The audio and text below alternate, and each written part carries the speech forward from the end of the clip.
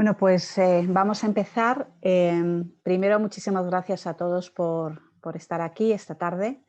Es para nosotros como IAB Spain un momento muy especial porque es el arranque de Inspirational 21. Hoy es la jornada previa y bueno, hasta llegar a este momento ha habido mucho trabajo y ha habido mucho esfuerzo y esperamos que todo ese esfuerzo y todo ese trabajo pues al final lo veáis reflejado en todo lo que os vamos a ofrecer, ¿no? Hoy seguro que va a ser así porque hoy tenemos esa jornada previa, contamos con dos ponentes de lujo que ahora os voy a presentar y que además creo que en ambos casos van a tocar dos temas tremendamente relevantes y que son muy inspirational, ¿no? Y por eso pensamos en empezar con ellos y abrir este año de esta manera, este jueves. Sabéis que ya digamos de manera oficial el lunes 4 comenzaremos con las diferentes salas, 4, 5 y 6 de octubre online, y luego el día 7 tendremos presencialmente el Círculo de Bellas Artes 4 keynotes en la entrega de premios y luego un cierre con un cóctel.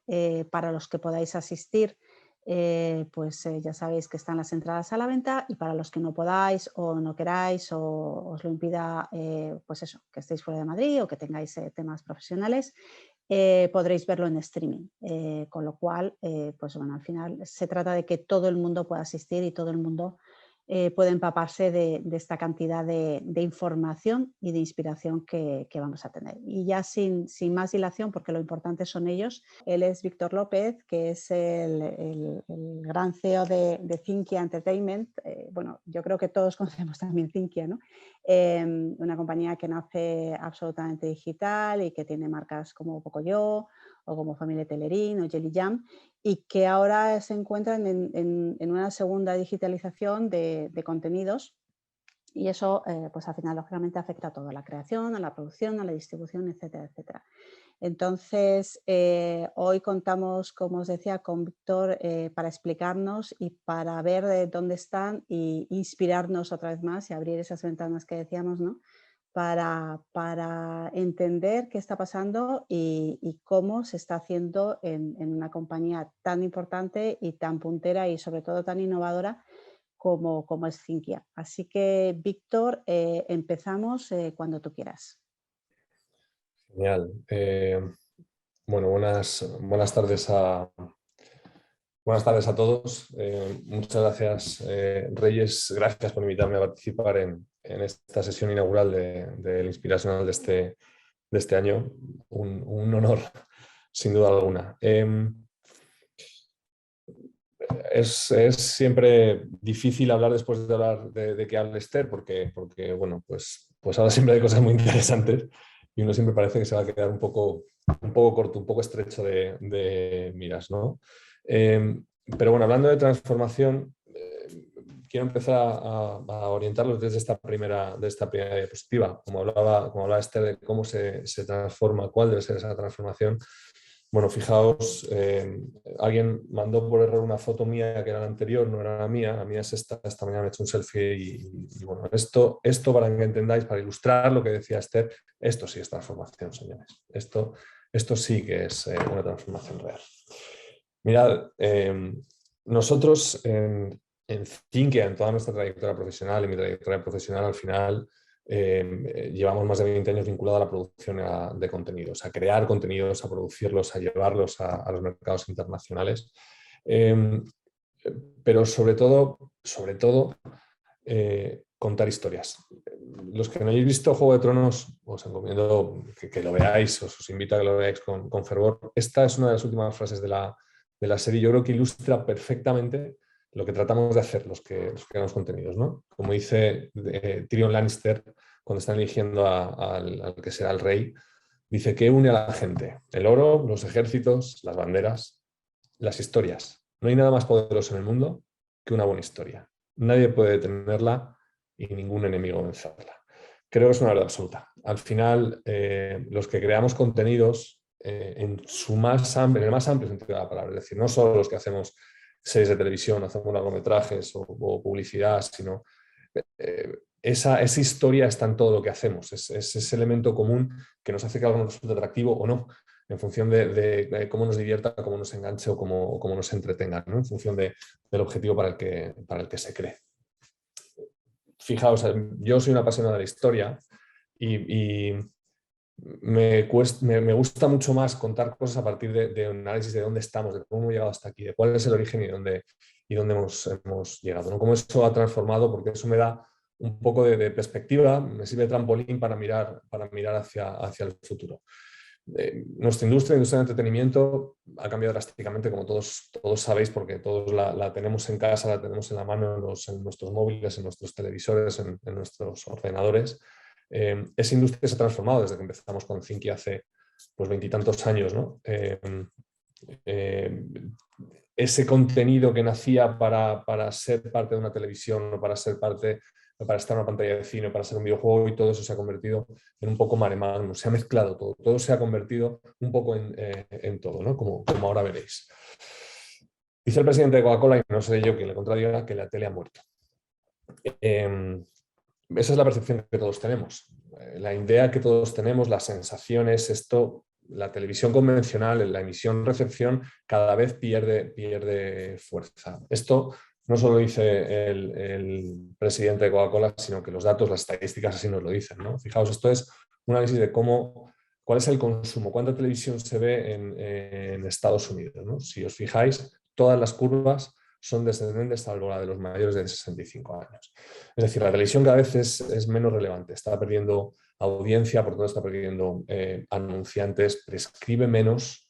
Hoy la audiencia está en todas las plataformas, en todas las ventanas, en diferentes dispositivos. Un ejemplo, nosotros cuando estrenamos Pocoyo, allá por el año 2005, si no me equivoco, sabíamos que no existía ni Clan todavía, es decir, la 2 era quien en ese momento había asumido la programación infantil. Sabíamos que si poníamos un episodio a las 7:30, 8 menos cuarto de la mañana, pues podíamos lograr unos 850.000 niños. Hoy en esa misma franja horaria en Clan, pues que es el líder de la audiencia, podemos estar hablando de 200.000, si llega. Fijaos un poco cómo se nota este deterioro, esa pérdida de audiencia. Los niños, que aunque nacen menos en España, no han desaparecido, simplemente han cambiado sus hábitos. Ya no están viendo la televisión por la mañana, están haciendo otras cosas, utilizan otras pantallas o tienen otras formas de entretenimiento, ¿no? Eso viene a cambiar nuestro paradigma. Y luego, esto nos está brindando una oportunidad, la oportunidad de empezar a tener datos. Es decir, los tipos que creamos y producimos contenidos, que ya no solamente tengamos el dato de audiencia que de vez en cuando compartíamos por las televisiones. Hoy empezamos a ser capaces de hablar con nuestra audiencia, entender cómo consume nuestro contenido en las diferentes plataformas, en YouTube, en las redes sociales, en las plataformas de SVOD, Netflix, Disney Plus o HBO. En fin, empezamos a recopilar datos, empezamos a entender un poco mejor cómo se comporta la gente que ve nuestro contenido, la gente que consume nuestro contenido, porque hasta ahora mirábamos un poco de espaldas a todo lo que era los datos, ¿no? La creatividad era la base única de lo que hacíamos. Solo el talento de los equipos creativos, solo la inspiración era lo que nos permitía construir contenidos. Hoy metemos un ingrediente más, que es el de la información, que nunca está de más, ¿no? Fijaos en esta diapositiva para ver cómo está hoy la industria. Probablemente si os preguntase cuál es la compañía que más contenidos produce del mundo, contenidos, no otra cosa, contenidos, os sorprendería saber que es Alibaba. Es decir, el Amazon chino es la compañía que más invierte en producir contenidos del mundo. Si echéis un vistazo a esto, fijaos en Hasbro y Mattel, que son dos jugueteras, y hoy ambas tienen estudios de producción dentro de su estructura. Es decir, generan contenidos, crean contenidos ellos con el objetivo de vender juguetes. Pero Netflix, que era un videoclub que te mandaba las películas a domicilio, se ha convertido en una plataforma de video bajo demanda, pues la más grande del mundo, con el permiso de Disney y de Warner, que vienen apretando fuerte, ¿no? YouTube, plataforma de vídeo más pensada para que los usuarios subiésemos contenidos, pues se está sustituyendo a la televisión en abierto, a la televisión gratuita.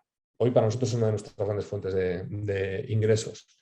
Y esto está sucediendo en todos los ámbitos. Apple de repente está invirtiendo, este año invierte $1.000 millones en producir contenidos. Amazon, que además de Prime, está hecho una oferta con Metro Goldwyn Mayer, que también lo compra. Quiero decir, es una industria que está cambiando, se está transformando. Ya no está solo el entretenimiento como antes lo entendíamos. Llegan industrias, llegan compañías que tienen origen no necesariamente en el contenido, para formar parte de la producción de contenidos. Esto es muy importante para nosotros. Esto revela que hay una industria que está transformándose de manera constante, ¿no? Por hablar de lo que sé y no de lo que supone que tengo de saber, os voy a hablar de Pocoyo. Voy a hablar un poco de cómo hemos ido transformando Pocoyo, hacia dónde lo queremos llevar a futuro. Yo participé en la creación de la compañía con David y con Coleman, y me fui en el año 2007-2008 y he vuelto hace un par de años apenas, ¿no? Otra vez a Zinquia.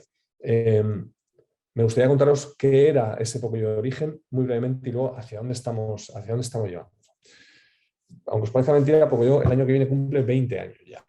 El tipo se conserva inmejorable, casi como esa foto de Cary Grant del principio, pero ya tiene 20 años. Es decir, la primera generación de niños que vio Pocoyo hoy tienen acné o está en la universidad. Empieza a ser una marca, bueno, consolidada, se empieza a convertir en un clásico no solo en España, sino en otros muchos países. Estamos tratando de transformar de ese origen, entender hacia dónde va nuestra industria y cómo acompañamos y cómo Pocoyo acompaña a los niños, a las familias, ya a los padres, en esa transformación, ¿no? que se está revelando imparable, ya no hay dónde detenerlo. Mira, esto casi nadie lo sabe, pero porque pues no reparamos en ello, ¿no? Pero Pocoyo fue portada de Wall Street Journal. Quizás esto es lo más sorprendente o más paradójico del nacimiento de Pocoyo, ¿no? Que planteaba, que proponía un modelo de contenido diferente, donde no solo estaba el contenido, sino que aspiraba a convertirse en una marca. Las grandes compañías lo estaban haciendo, estaban transformando. Disney, es que lo inventa, por decirlo de alguna manera, transformaban el contenido para convertirlo en muchas más cosas, ¿no? En algo que trascendía el ámbito del contenido per se, para establecer un vínculo especial con la gente, con esos consumidores, porque se convertían de espectadores a consumidores y eran capaces de comprar pues, desde una camiseta hasta un peluche, ¿no? Nosotros desde el principio tratamos de seguir esta línea. Pensamos que adorando el contenido y produciendo contenido, por esta misma razón teníamos que convertirlo en un negocio. No bastaba con producir algo que costaba un montón de dinero y que no íbamos a ser capaces de recuperar, ¿no? Teníamos que encontrar la fórmula para que eso se convirtiese en un negocio per se, en un negocio en sí mismo, ¿no? Y esta es la fórmula a la que apostamos, a la que intentamos pegarle. Un profesor de ajedrez nos explicó, nos contó aquello de que más vale una mala estrategia que ninguna estrategia, ¿no? Bueno, pues nosotros tenemos una muy humilde estrategia para intentar convertir a Pocoyo en una marca, y esto es un poco el reflejo de aquello ya desde el año 2006. Mirad, nosotros cuando empezamos en Zinquia veníamos de una compañía de internet bien conocida aquí, probablemente por los más viejos del lugar, que era Tecnoland, la compañía que compró Terra. Nosotros entendíamos internet, veníamos del mundo de la tecnología, ahí habíamos nacido profesionalmente, en un ámbito profesional más relevante, y recuerdo en la negociación con la compañía británica con la que coprodujimos Pocoyo, que yo me empeñaba muchísimo en que nos quedásemos con los derechos digitales. Ellos, que venían de la televisión más tradicional, no entendían muy bien por qué queríamos eso, porque a capa y espada algo que no queríamos soltar. Bueno, teníamos la intuición o la certeza por el origen, por nuestro origen, que los contenidos en el mundo digital iban a tener un futuro enorme. Luego se sorprendieron cuando se dieron cuenta que una parte para lo que queríamos esos contenidos era para autopiratearnos, ¿no? Era muy extraño para algunos que nosotros subiésemos contenidos de Pocoyo nosotros mismos, a Emule, que era la gran plataforma de pirateo del momento. Pero como les explicábamos, pretendíamos hacer famoso a Pocoyo, pretendíamos que fuese conocido y teníamos que poner al alcance de cualquiera. Y todos los medios y todas las ventanas eran válidos para lograrlo, para dar a conocer nuestro contenido.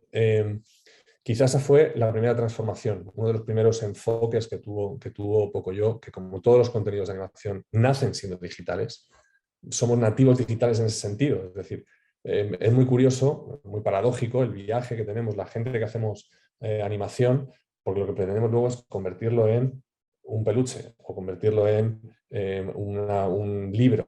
Es decir, nuestro viaje no es a la digitalización, es la desdigitalización o la atomización, a construir cosas que sean tangibles, que se puedan tocar, ¿no? Entonces, para nosotros los derechos digitales, tener la oportunidad de tener a Pocoyo en todos los medios, en todas las plataformas, era una oportunidad de convertirlo en algo que luego fuese tangible, que la gente pudiese utilizar más allá del mero disfrute del contenido, que era donde estaba todo nuestro foco creativo, donde estaba todo nuestro esfuerzo en esa primera parte, ¿no? Pero sin dejar de mirar hacia ese futuro digital y hacia esta transformación que preveíamos que iba a suceder en la industria del audiovisual, pasar de la televisión a otras cosas que estaban por llegar, ¿no? Yo creo que eso fue una apuesta relativamente sencilla porque, como os decía, conocíamos bien Internet y éramos conscientes de que eso iba a suceder.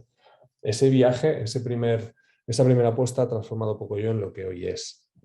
Os doy algunos datos para que tengáis referencia porque es sorprendente. Pocoyo tiene más de 31 millones de suscriptores en YouTube. Es gente que pone su correo y que se da de alta en nuestros canales. Y eso no son niños de 4 años. Un niño de 4 años no tiene un correo. Entonces son sus padres, son sus abuelos, son sus tíos, sus hermanos mayores quienes se dan de alta en los canales de Pocoyo de YouTube, ¿no? El año pasado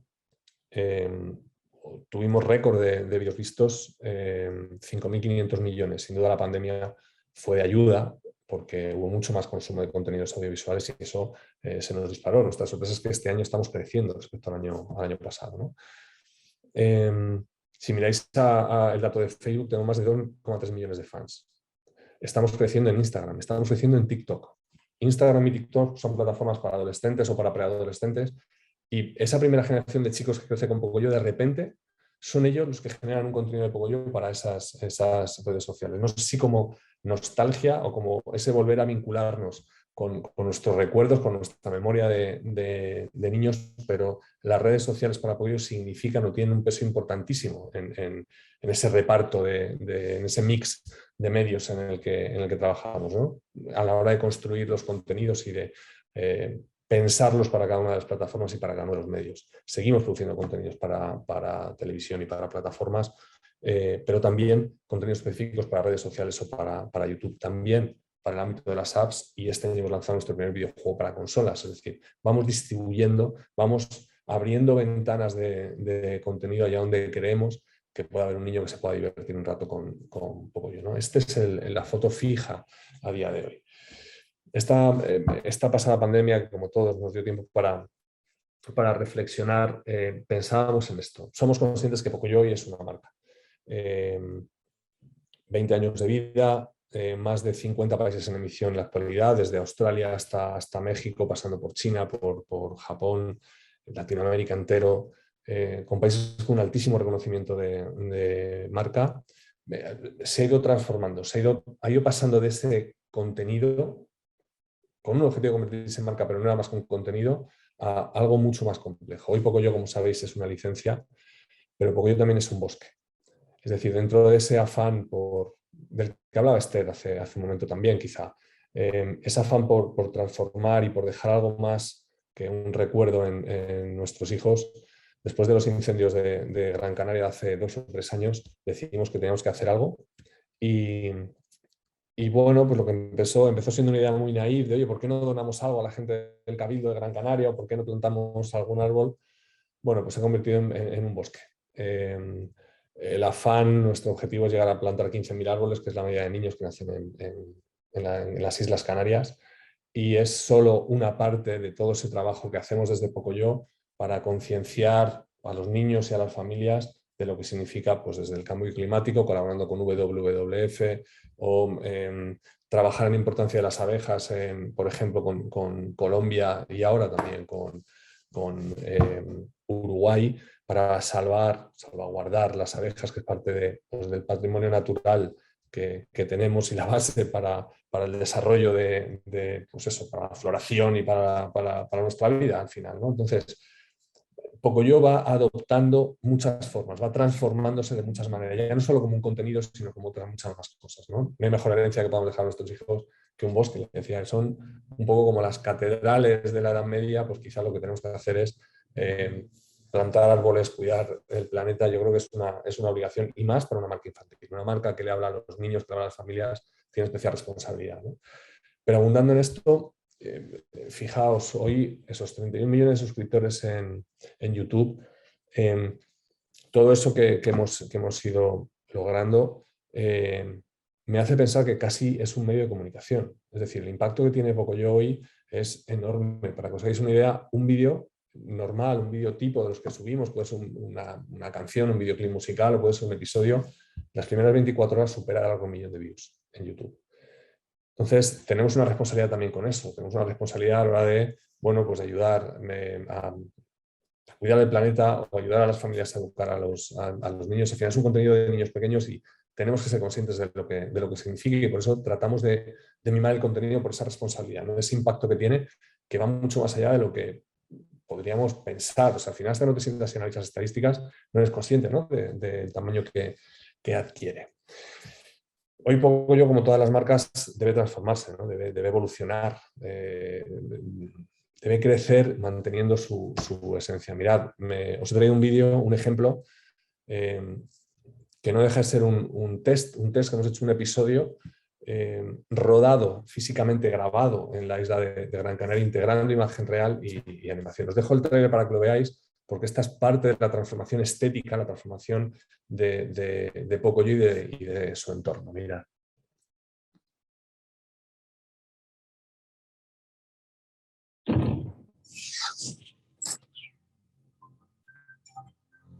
Cuenta una antigua leyenda que un gran dragón negro aún vive entre nosotros. Tiene la forma de una enorme isla en mitad del Atlántico. Dicen que defendiendo la isla de los piratas perdió una escama, y que si das con ella podrás sentir de cerca el latido del dragón.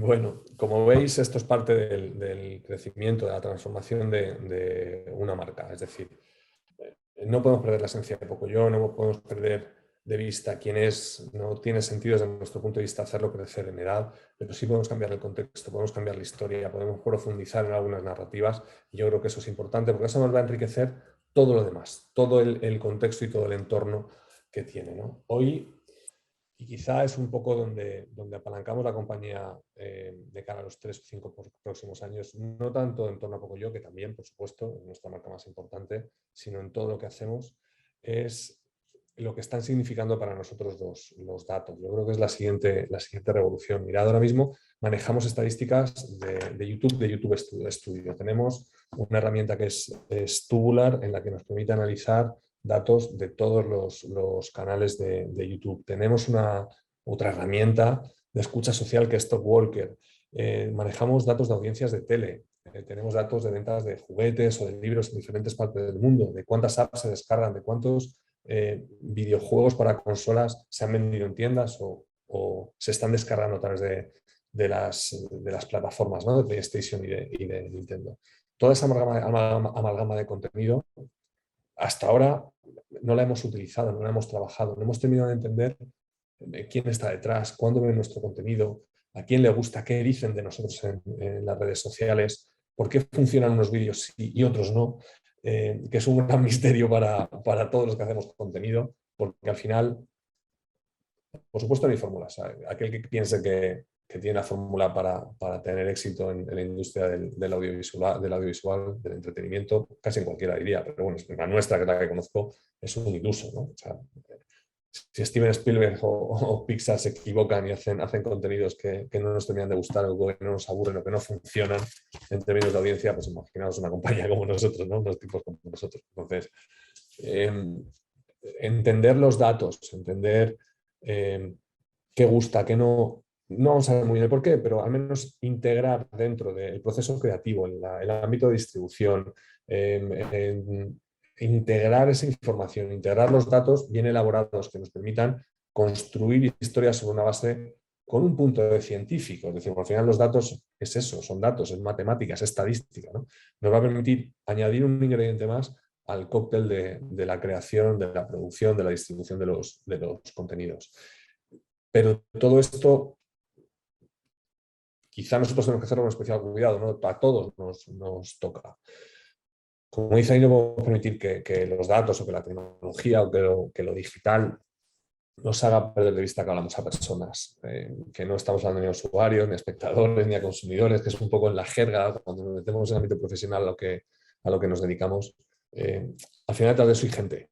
Hay niños en nuestro caso, hay familias, hay padres, hay personas, ¿no? Y a veces la digitalización nos aleja de eso que es lo esencial, es lo troncal de lo que hacemos. Al final seguimos contando historias como se contaban en la escuela probablemente, solo que con más gente. Y eso nos da un plus de responsabilidad. Los que creamos contenidos, los que producimos contenidos, tenemos que ser muy conscientes de esto. Y más allá de intentar querer vender un juguete y que Pocoyo o que Familia Telerín, como mencionaban, o que ahora Yanquinina o Bampi sea un éxito, no puede ser a costa de todo. Es decir, tiene que ser porque el contenido interese, el contenido divierta y que a partir de ahí la gente se quiera vincular a ti, se quiera vincular a lo que haces, ¿no? Pero bueno, es un poco esa reflexión, esa mirada al futuro de venimos del mundo de la televisión pura, por decirlo de algún modo, nos transformamos de la mano de Internet para ofrecer a los contenidos otros sitios donde puedes disfrutar de lo que hacíamos.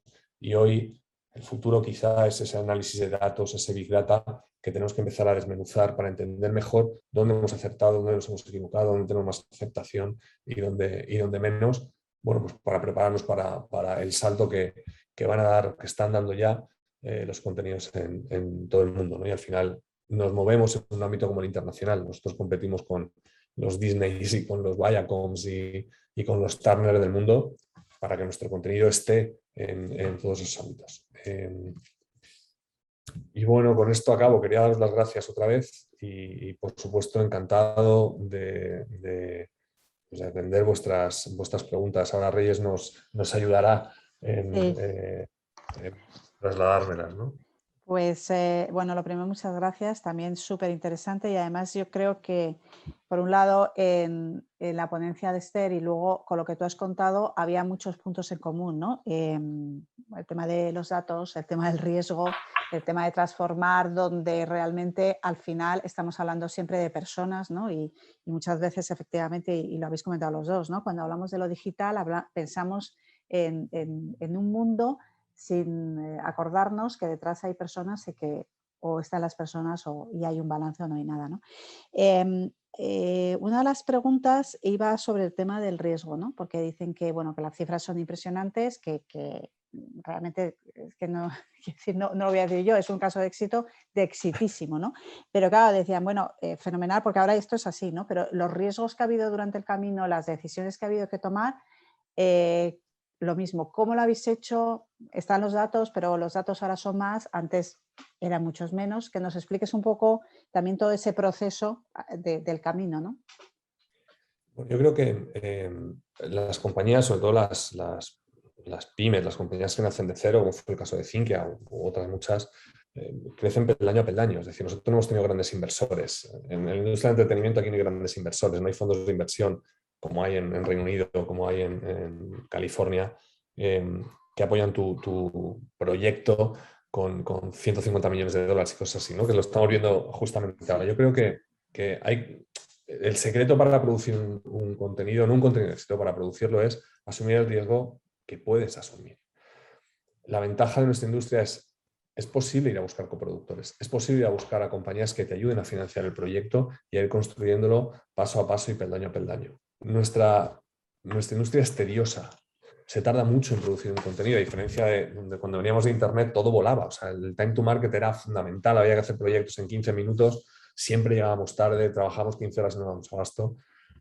Esta industria es mucho más lenta, o sea, producir una temporada de Pocoyo pues nos lleva 14, 15, 16 meses como mínimo, y eso ya lo tenemos trilladísimo. De una serie, una película normal, pues estamos hablando de 2 años y medio, ¿no? Para construir eso necesitas ayuda. Y hay muchas compañías dispuestas a ayudarte en ese camino, a ser coproductores, a acompañarte, a asumir riesgos contigo, ¿no? Y a partir de ahí sí hay que tener los ojos muy abiertos para ver cómo se va transformando la industria. Yo ya soy mayor, no tanto como Cary Grant, pero casi. Y una cosa que siempre hacemos es metemos gente joven, tratamos de meter esa área nueva en todas las compañías porque traen visiones mucho más frescas, y eso, sumado a la experiencia, a esos 20 y tantos años ya de estar en la industria, nos aporta un montón de valor. Entender qué pasa en TikTok, entender qué pasa en Instagram con Pocoyo es fundamental. Entonces, es un proceso de crecimiento lento. Esto no se cocina, no es fast food. Desafortunadamente no es fast food, es algo que nos lleva mucho tiempo. O sea, claro, Pocoyo tiene 4 temporadas producidas ya, docenas de especiales de 7 minutos, tiene 60 y tantos videoclips musicales. Entonces es algo que tardas años en producir, y hay que tener paciencia y medir muy bien tu riesgo. Es decir, lo que no puedes es... Nos pasa a todos los creadores, ¿eh? Todos pensamos que nuestro proyecto es el mejor del mundo, que no vamos a salir del mapa, que tenemos que apostar hasta nuestra casa. Eso es un gran error. O sea, hay que darse un poco de perspectiva y decir, bueno, amigo, hay cientos, miles de tipos haciendo contenido, es difícil que el tuyo sea tan bueno como para que te tengas que jugar todo al rojo o todo al negro, ¿no? Entonces es una cuestión de paciencia y efectivamente de medir el riesgo. Y lo comentabas tú ahora, pero era otra de las preguntas que nos hacían, el tema que hablabas de TikTok, Instagram, ¿cómo habéis incorporado dentro del equipo? Bueno, lo apuntabas un poco ahora, pero el tema de gente más joven, pero también experta en esas redes, un poco cómo lo hacéis, y nos decían también si tenéis algún comité de contenidos o tal, donde ellos estén o ellas incorporados, y un poco que les contaras. Al final, como lo construimos, tenemos un equipo que se dedica solamente a las redes sociales. A partir del contenido y las líneas editoriales de Pocoyo, ellos van adaptando el contenido a lo que le pide cada red social. Es decir, es diferente hablar a Facebook, que están los padres y los abuelos, que hablar a Instagram, que están los adolescentes, que hablar a TikTok, que están los preadolescentes, ¿no? Entonces esta mañana justamente hablaba con Irene de esto, que es nuestra chica responsable de redes sociales, y me decía, es que tenemos que adaptar el mensaje para cada red social. Y por tanto el contenido. O sea, tenemos que ser conscientes que los niños de 4 años no están en Instagram, tampoco están en Facebook, ¿eh? Entonces, no tiene sentido que hagas une los puntos, un crucigrama sencillo. Es otra cosa lo que tienes que dar para cada red social, ¿no? Entonces, a partir de esas líneas editoriales, ellos tienen libertad para crear un contenido específico para cada red social. Insisto, es siempre dentro de lo que es Pocoyo, de ese marco, de esas guías que nos daban los asesores educativos en el momento de crear el contenido. En fin, hay que dejar que ellos también tengan la libertad de crear en esos ámbitos, insisto, dentro de ese marco que nos da nuestra marca. Nos hace una pregunta que es, que a ver si la puedes responder, que dices, ¿dónde ves Pocoyo dentro de otros 20 años? Imagínate, esa es panota, ¿eh? Es panota, efectivamente. Pues hombre, lo veo en Marte, en 20 años no sé, lo veo en Marte, lo veo colonizando otros planetas. La verdad, si te soy sincero, no lo sé. Me cuesta verlo a 3 años, imagínate a 20, ¿no? Pero sinceramente creo que tenemos entre manos un contenido, una marca que se está convirtiendo en un clásico.